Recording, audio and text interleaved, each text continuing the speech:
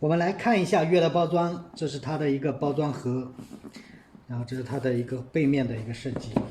好，当当当当噔噔噔噔噔噔噔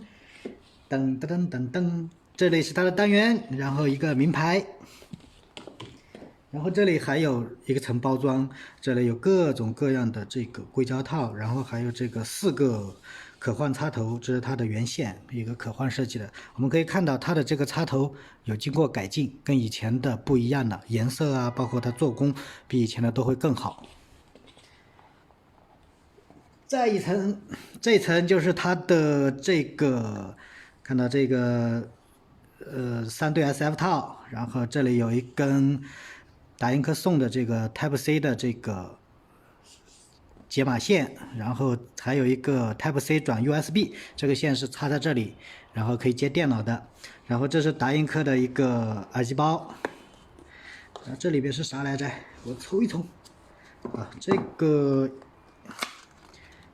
这个是它的说明书、保修卡之类的，就不拿出来了，把它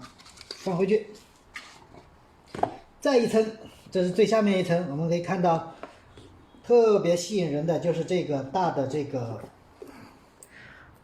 收纳包，这个其实就是一个手包啊，夹在这里，对吧？大老板的样子。然后这里面可以看一下它的空间，其实空间蛮大的，这里有2层，这里可以放一个播放器。